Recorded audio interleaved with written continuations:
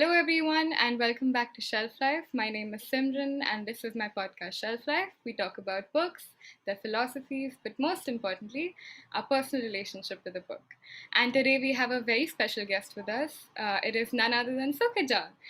She has her own YouTube channel. It's called Bookish Bulletin.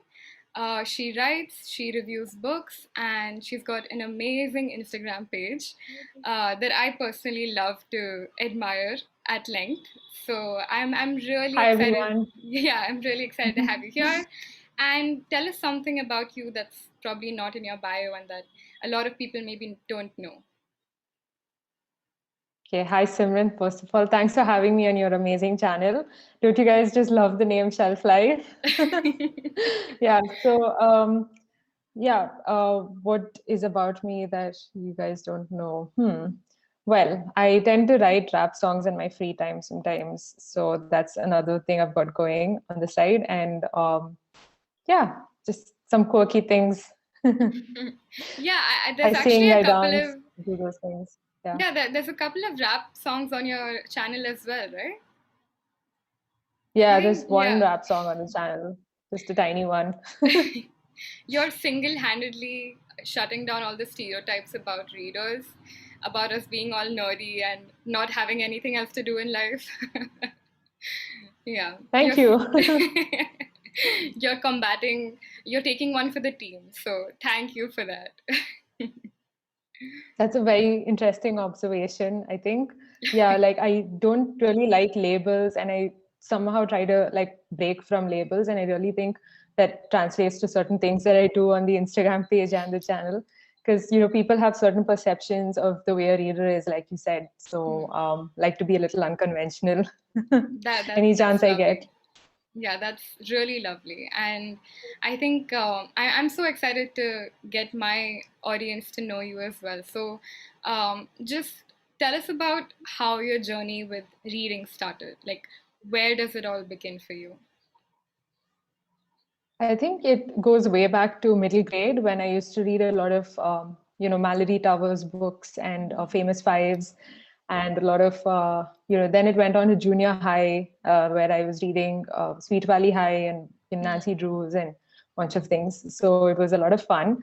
And we had a really nice library in my school. So I used to spend a lot of time reading and looking at the shelves there. So that was fun.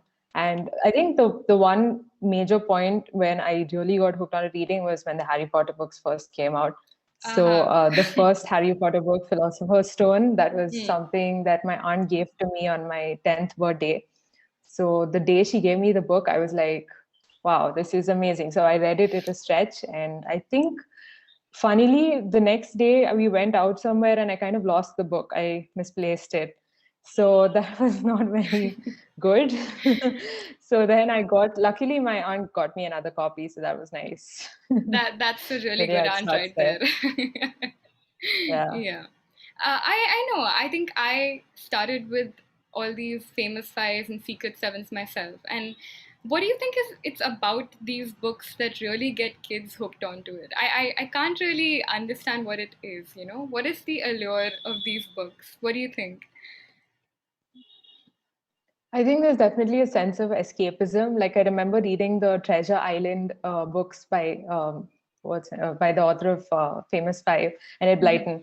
So Yeah. the adventures that these kids would have, how they'd go up a mountain and they'd have their dog Timothy going along with them, and it was just like really fun. It would just transport you to a different place. So I really like that aspect about it, and also like there's certain quality of innocence to these books. So I think that also appealed to me as a child. So that was fun. Yeah. And has it been like a constant thing for you, or have you ever broken from this whole reading spell, so to say? Interestingly, I had a break as well. Like when I was in college, I wasn't too much of a bookworm, according to me, but I think some people beg to differ on that. Oh. There were people who would read on their, have a book on their lap in college during classes and Hmm. read during classes, which that definitely wasn't me because I used to pay attention. But yeah, so I wasn't much of a bookworm back in my university days. I think it was after I did my master's that I came back with much more like this renewed sense of like wanting to take up reading more seriously and be in touch with what I'd studied during my master's. So that's why I've been started the Instagram, and that's kept me motivated when it comes to reading, and it's introduced me to a lot of different titles out there and made a lot of interesting connections like yourself. So it's been great. Yeah, you actually have a master's in English literature, right? Yeah.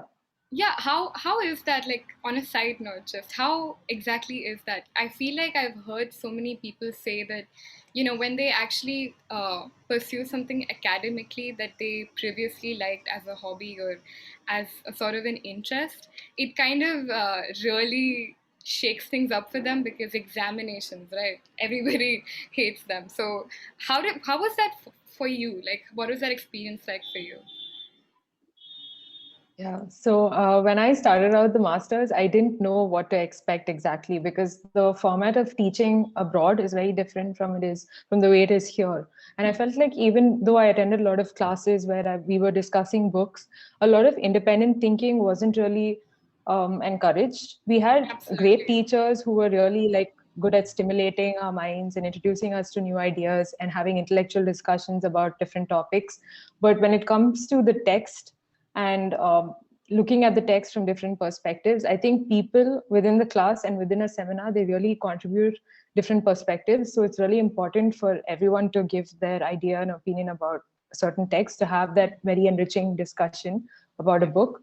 So the format abroad, like I studied at the University of Leeds. So the format there was like we'd have a seminar with just 15 people for a certain like a certain lecture. So we'd all be asked to read the text in advance, and the kind of discussion we would have would be where everyone could offer an opinion.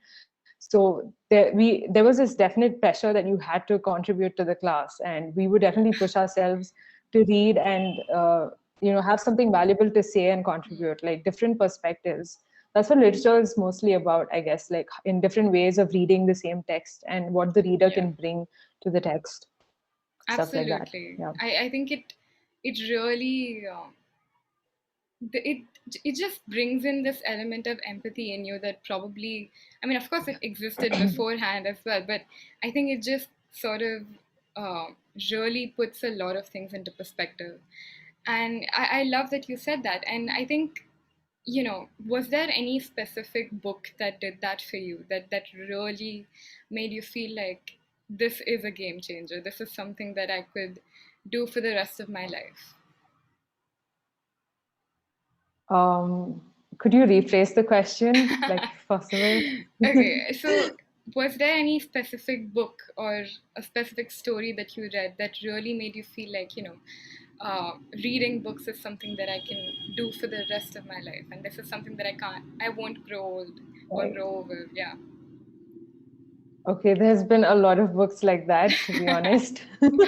Yeah, go ahead, But go yeah, the ahead. first book that comes to mind is The Secret History by Donna Tartt. That's my favorite. Mm, And yeah, that's dark academia fiction. yeah. And it's what I really like is the sense of darkness, basically, and how the characters are so flawed and they're so dark, and the people, and she really fleshes them out so well, and you tend to even empathize with those who are on the morally questionable ground.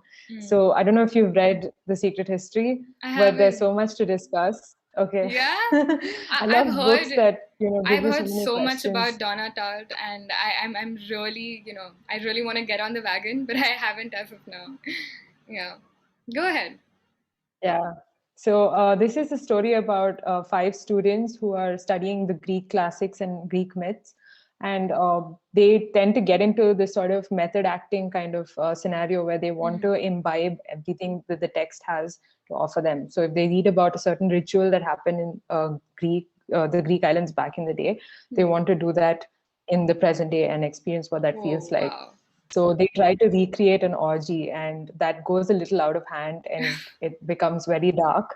And the characters are really like it shows that side of every human being. Like they say, every human being has a tendency to be very dark, and also very like dark in the sense has an evil side, and they also Hmm. have that really bright and fun side. So Hmm. this book really gives scope and like showcases it exposes the dark side of those characters, and you even it's like the Joker film where you start to empathize with the Joker, which isn't something people should be doing, but it automatically happens. And I think that's brilliant, the fact that she was able to do that with so many readers through her writing. I think that's amazing. That sounds so good, Yeah. honestly. That sounds like a killer book, and I can't wait to pick it up. And do you want to talk a little bit more about that genre that you like? I mean, is there something that draws you to these characters who are really, gray in that sense? Like, do you read a lot of books that way?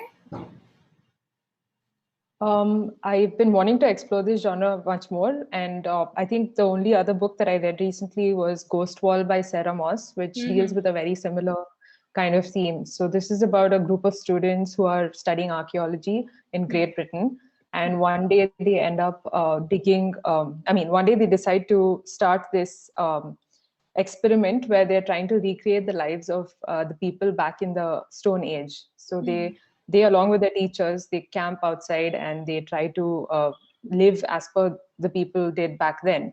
So it's like everything down to the last detail. They have to dress in rags, and they have to hunt and scavenge for berries and cook meals in darkness, and the woman has to do that. There's no, suddenly they go back many years, and it's like there's no feminism, none of that. So this little girl gets sucked into this experiment along with her father, who is very passionate about archaeology, and he's friends with the professor who is doing this experiment with his students. So that's when she starts to see sides to her father that she didn't know existed, and things become very dark. So Wow. and there's so many problems with her family that come to the fore because they end up taking part in this experiment that she realizes changes her life in a way. Yeah. So yeah, that's another book that I read. Wow, these are really interesting suggestions, and I mean, I hope our listeners are like taking notes right now. This is really cool. And yeah, I think as a sociology student, especially, I really love what the premise is like, and I feel like there's so many layers to this, right? It just sounds so good. Yeah. It's like Lord of the Flies, but darker. It sounds really good. Yeah. And I think, moving forward to our topic of the day, our genre of the day, we're going to be discussing historical fiction. And I'm going to admit I haven't read a lot of historical fiction, mostly because I don't really know what constitutes as historical fiction. There's a couple of books that I'm still kind of confused about, why they are historical fiction and if they are or they aren't. So, what do you think? What is your definition of historical fiction? Right. So I think any book that deals with aspects of the past and like goes back to different eras from, say, the 18th century or 19th century onto the 20th and 21st, and even books that go really way back to the 15th century, all those books are historic fiction. So I think it's not really, they don't adhere to the facts like exactly as it is in encyclopedias and stuff, other than maybe the dates and the absolute basic facts that need to help the story move forward. But there's a lot of fictionalization, there's a lot of scope for storytelling. So that's when I think storytelling and its power really comes into play, because you get to see people that you would never have met in real life get really, their characters get fleshed out and they get personalities that, history books don't offer us that. So supposing there's a story about Napoleon and you've only read about the Battle of Waterloo in a history textbook, but an author comes and she talks about his personal life, talks about his family life and his how he was as a husband, how he was as a, father, all of that, then there are suddenly different dimensions to the character. So then comes the plot-driven narrative, the character-driven narrative, and a person who's writing historic fiction has so many tools at their disposal that they can really create any sort of narrative. So Yeah. I think the possibilities there are endless, and it's so great. If a writer is passionate about a certain period in time and they spend all their time researching that period, it's like a dream to be living and writing that story, like for them. Yeah, absolutely. A lot of respect. Yeah, definitely. And what is it about history that you personally are attracted to? Like, why this genre? What does it do for you? For me, again, it's escapism all the way. So Yeah. if I read a book about the Tudors, I feel like I'm in the castle looking at all Mm. these people walk around Yeah. in gowns. And I feel like I'm just, like in Harry Potter, they have the pensieve where he Yeah. just gets into a memory completely. So for me, it feels like when I read his book of historic fiction, that's really immersive, that's really atmospheric, and really makes you forget about the present. I really feel like it's quite intoxicating in that sense. Yeah, Yeah, so really definitely. enjoy it. Yeah, but also like, but what about books that are from time periods that are really, maybe tumultuous or maybe just like very dark? Do you still feel that passion? Do you still feel that intoxication? Well, I guess I wouldn't pick up a book if it like didn't appeal to me. Like if the premise was about a time that I wasn't curious about, that I didn't want to Hmm. know more behind the scenes stuff, then I Hmm. would just read about it base level in a history textbook. Yeah, I guess readers have their own, they can pick and choose, right? I mean, definitely. I Yeah. think that again, this is another stereotype I feel like I come across a lot where people assume that readers just read everything. I think they just don't want to accept that we have our own idiosyncrasies, we have our own favorites, we have our own books that we don't like. So yeah, Yeah. um, I think that's definitely a thing with us. So yeah, so again, so history, do you think you, even without the fiction part of it, do you think you could read history just as it is and still find that storytelling element in it? Do you think you are attracted to just history as a whole, or is it the element of fiction that really attracts you to it? I think it's definitely the storytelling, and there's definitely a certain base level storytelling in a history textbook, Yeah. but it's very factual, and there are a lot of dates, and you have to remember a lot of important events that happen to go with those dates. So there's a lot more scope for experimentation, for retellings, for adaptations, like taking, like for example, Hamnet, which was recently published by Maggie or Farell. So Yeah. she takes, she explores a life that history books don't even talk about. Like for instance, Shakespeare's wife and his son. So the book is based on Shakespeare's son and how he influenced Shakespeare to write Hamlet. Yeah. Sorry. So Hamlet is the name of his son. Fun. So that's how there's a lot of things we don't get to see in our history textbooks either. So it's like the person who decides the syllabus obviously has the power over like what we study and stuff, and that's influenced by so many factors. So when an author comes out of the blue and decides to tell us a story about a figure that we never heard of, or gives breathes new life into a character that existed once in history, it's like really appealing. So Absolutely. that's why I would read it.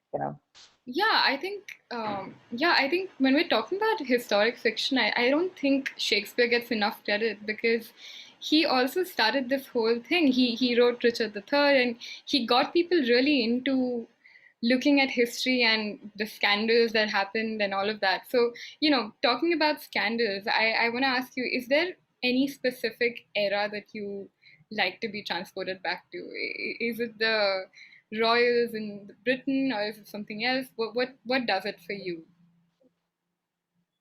For me, I think it was The Miniaturist by Jessie Burton, the Mm-hmm. era in which that's set. I think that's 16th century Amsterdam. Mm-hmm. So I loved that era for some reason. And I think I'd read another book about life there in Amsterdam in Uh-huh. the 16th century if given a chance. So that was about a very specific topic. It's about this person who spent his days building dolls' houses, and how the doll's house was traditionally a gift that was given to the newlywed bride who enters a house.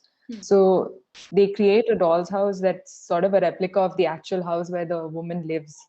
So they keep that doll's house within the same house, and this obviously Wow. has like an effect on the person's mental state. Like if they're newly Yeah. into the house and you suddenly have, it obviously affects them. And it was a huge business apparently back in the day that people would craft these dolls houses and have them gifted to new wives and stuff, Uh-huh. and they pay a huge sum for them. So I believe the author went to a museum and she saw a historical doll's house. She saw that and was inspired to write this book, The Miniaturist. So for me, that was brilliant. The fact that there was so much of detail and specificity with which she wrote a story, and that was like amazing. So yeah, definitely Amsterdam, 16th century. I think the country and the place also matters as much as the era. Yeah. Like, yeah.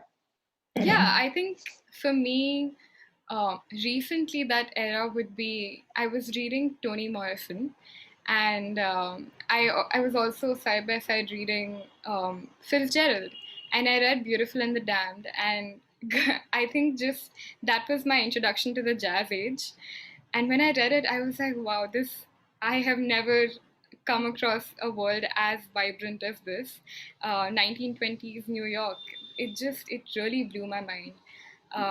And I think juxtaposed to that, I also read Underground Railroad, which was, it takes you back to Civil War, and it takes you back to the, um, southern states when they had slavery.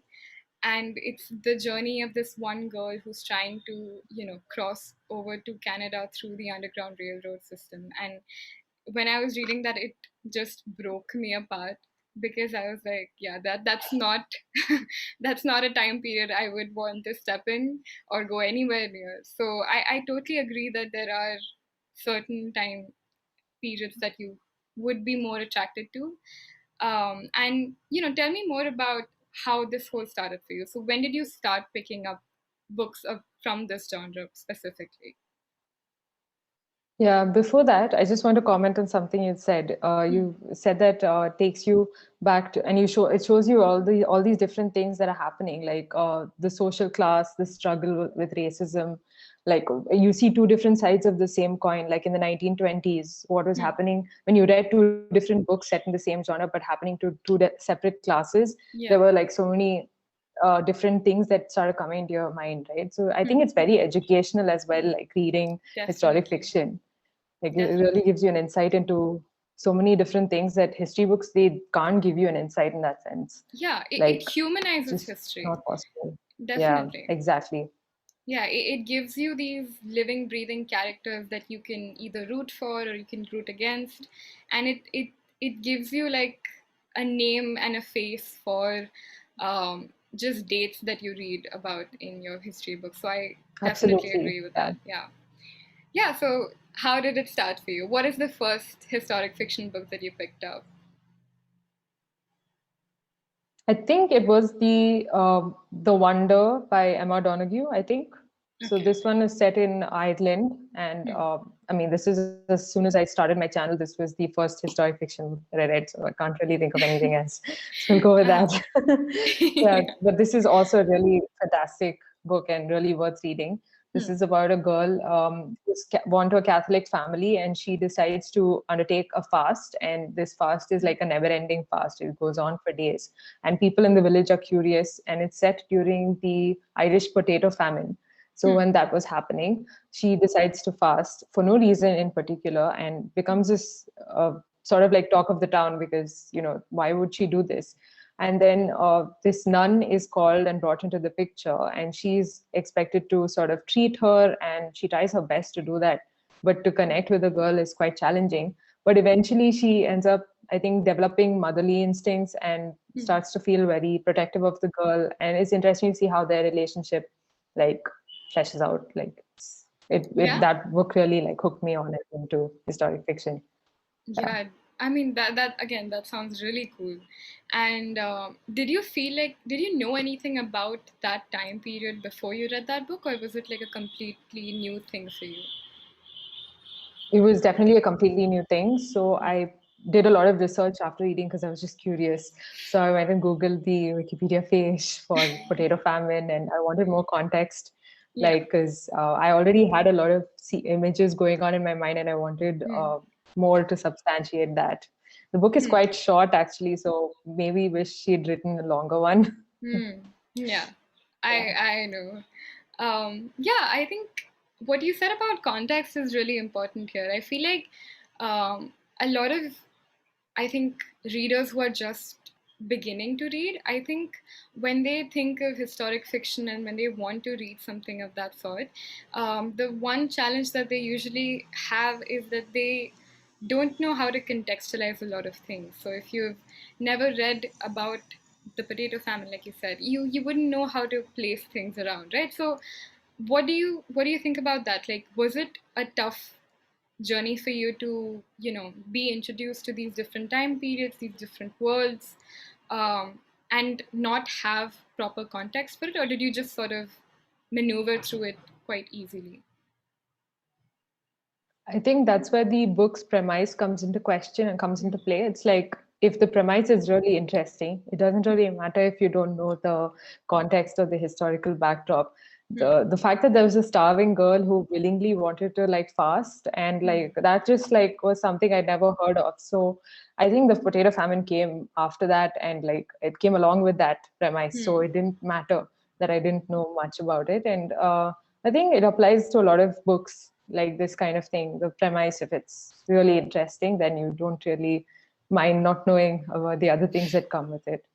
Absolutely, absolutely. I agree. Yeah. And I think one of the first historical fiction books that I read, and obviously I don't think it counts as one, but I think one of the earliest books that I read that was somewhere related to history was Diary of a Young Girl by Anne Frank. And I think I read that when I was very, very young. So I didn't really know what World War II was or why she was hiding in an attic with her family. But it still, it still moved me, and I could still connect with her.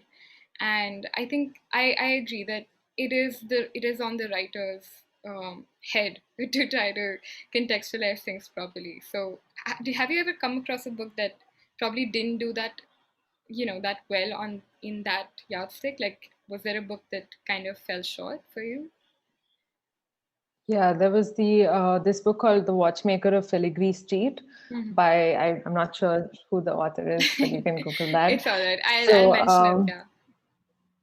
yeah, I felt like there was a lot going on there. So it's a very genre-bending novel. So it had like some, speculative fiction. It had historic fiction. It had a tinge of Victorian literature in it, and there was just a lot going on. And for somebody like me who isn't too familiar with speculative fiction and science fiction, I was a bit like, how do I like come to terms with what's going on in the story? Because there was a mechanical octopus, and there was, I mean, Oh it wow. might be somebody else's cup of tea, but I feel Yeah. like having a sense of the genre really helps before approaching such texts. And yeah, I just after a while I kept getting pulled back out of the suspension of disbelief that I Yeah. wasn't feeling that. So I had to DNF that. DNF means stop reading for the people who are watching who don't know. Yeah. Yeah, definitely. I agree. I think for me as well, science fiction is not a genre that that is my cup of tea. I think I don't like it that much, so I sort of refrain from it. But I would love to, again, get to a book that really changes things around for me. I think that a book like that might exist that might change my mind, but I think Definitely. for now, Yeah. yeah, for now I'm gonna reserve judgment. What more? Like, what other books have you read from this genre that really stood out for you? Talk about that a little bit. I really liked The Diary of a Young Girl as well. That was one of the Hmm. first books I read. I think I was 11 or 12 myself. Yeah, me And too. I remember like writing, actually opening a diary and addressing it to Anne. Like, I mean, not That, Anne, I oh think it was wow, Kitty. So I was saying, Dear Kitty. Kitty, and narrating my day. Yeah. So it was really like one of those game changer novels for me. So Hmm. yeah. But I don't know if it's historic fiction. It's Yeah, probably like it's probably memoir not. or nonfiction. It's definitely not, but I think it was But the yeah. first time I saw history in like a novel. So it kind of, yeah, I agree. I, did you by any Yeah. chance ever get to Mein Kampf? I did actually. I tried to read a few pages, but then I Hmm. think I lost my fascination with Hitler, and I felt like Yeah, maybe it's more important to pay more attention to the stuff that he did than why he did the stuff he did. So I absolutely. just yeah, kind of didn't finish the book. So, Yeah, yeah. I but had yeah, this. The Diary of a Young Girl is a good introduction to, I think, the Holocaust and trying to Yeah. get people to empathize with all of that happened. Mm. And I after that, I read Elie Wiesel's Night, which was Mm. also a really good book. And then, of course, Man's Search for Meaning. So I think Yeah. a lot of people who aren't really full-on readers, they read A Man's Search of Meaning. The Man's Search for Meaning. I think that's a book Yeah. that everyone's pretty familiar with. So that's Yeah. also a good introduction. I think even The Book Thief would be a pretty good introduction to the The Book Holocaust. Thief. Yeah, it's really, I think it's not, I wouldn't say that it's easy to read. I think it is a book that hits hard, but I think you can still connect to it at any age. So that would definitely be a book that Yeah, would be a good introduction. absolutely. I was just about to mention The Book Thief myself. Yeah. What about, Telepathy. yeah. I've been trying to find more literature on this particular genre from the Indian context myself, and I haven't really found a lot of books that would mm, fit what we're trying to find. But I think something on the lines of The Shadow Lines, if you've read, by Amitav Ghosh, that's a pretty interesting book that's about this Bengali family that's trying to find their identity amidst the whole war that happened, the Bangladeshi Liberation War. So they're trying to find out their identity and make peace with it, sort of. That was a really great book. I think that doesn't really fit the definition, to the I T, think but it does. yeah, Okay. I think it's still very interesting to read. Yeah, it does count. Noted. Should try that book. Yeah, definitely. Thank you for the rec. Yeah. Yeah, even Rohinton Mystery, if you've heard of him, A he fine writes balance. A Fine Balance. Yeah. Yeah, he wrote about the emergency that happened, and that's a really tragic novel. So yeah, that was a pretty good read for I've me, I also would say. read, I think I've read A Train to Pakistan by Hmm, Kushwant Singh. That was a Kushwant Singh, very good book again. Really good absolutely. introduction to Yeah, Indian history and the partition. the Yeah. partition. Oh yeah, the partition, like that's a completely different, conversation altogether. It's just there's so much to discover there. Have you read Pinjar by any chance by Amrita Preetham? Not yet, but I will Not note yet. this down. Yeah, it's lovely. It's a lovely book. It's very it's a classic. I mean, it hurts a lot when you read it because it's so intense, but yeah, a lovely, lovely book. So that I think would be the Indian section of it. I wish I knew more, Me but too, me too. sadly, there's not much here. Is there any other book that you read within this genre that really, did a lot for you? Is there something recently that you read? I think some honorable mentions would Hmm. be the Guernsey Literary and Pareto Peel Pie Society. Big Okay. name there, Yeah. but that's an epistolary novel, which is Oh. again set in the Channel Islands in Hmm. England right after the Second World War. Hmm. So this is about a writer who goes in search of stories, and she meets this lovely family, I mean, group of people on the island, Hmm. on the British Isles, and they really show her a side to life that she didn't expect to find. And there's so much of Hmm. this communal feeling among these people who aren't related. Hmm. And it's a very good book, and I highly recommend reading that one. And also, All the Light We Cannot See by Anthony Anthony Doerr Doerr. Yeah. stands out. Yeah, Yeah, book I set really during the want to pick Second that World book War. up. Another book was The Essex Serpent by Sarah Berry, which was Hmm. also really nice. I Yeah. like books which deal with women in like as explorers and women as Hmm. trying to find new pieces. Like I mean, trying to contribute to science or trying to contribute to geology and things like that, and Oh, how wow. fiction sort of gives a voice and gives them more character. And like for instance, there was this book that I read called Remarkable Creatures by Okay. the author is not coming to mind. Jessie.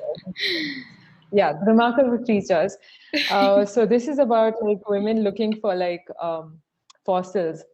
Hmm. There was this fossil finder called Mary Anning, who history didn't give any credit to for all the work she'd done. And her fossils are still this day found in the British Museum. But unfortunately, like history's just wiped her name off. So this writer Of takes course. the time to give us her story in the form of fiction. And I think something's better than nothing. And I really like when historical fiction does that. So Yeah. like this really had me swooning. Oh, It's of a really good course. novel. That's such an interesting thing, though. I mean, do you feel that way as well about movies? Do you feel like you try to seek movies out that have women as explorers and all of that? I don't think there are too many movies like that, unfortunately, but I That's do true. definitely keep an eye out for those. Yeah. Unfortunately, there's always a lot of men in those. Yeah. Unfortunately. Yeah, I agree. That's such a lovely thing. And I think we all have something that we really try to find, especially with characters. I think there's a certain type of character that all of us have that we are attracted to. Next question. Okay, a character you wouldn't mind spending an entire weekend as.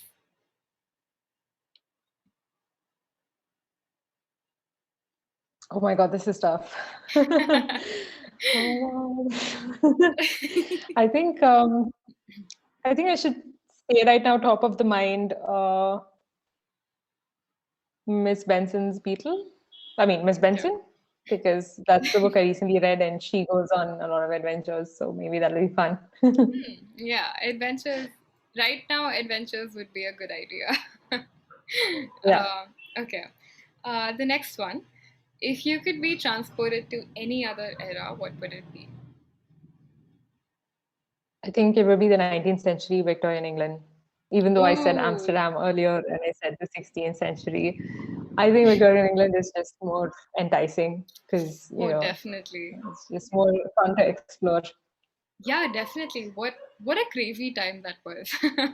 Just thinking about it. Yeah, although it could be a little depressing with all the, but that was the time of vampires and I don't know, all that was going on as well. So there's a lot of shows about that period. So I just think that's really Yeah, fun. definitely.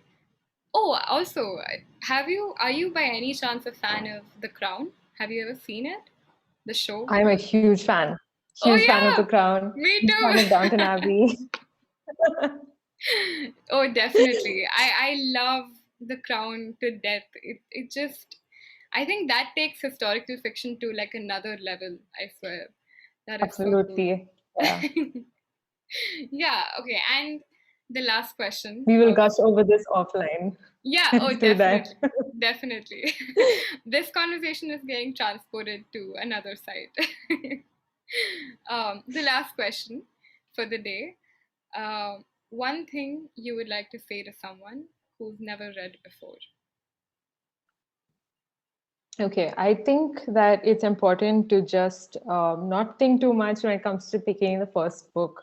Uh, Try reading a lot of blurbs, and if you're somebody who, I mean, if something appeals to you about one of the summaries that you read, and if you like the sound of it, just get into it and don't think twice. Because I feel like if we overthink things, then we'll never take the first step, which is to read a page.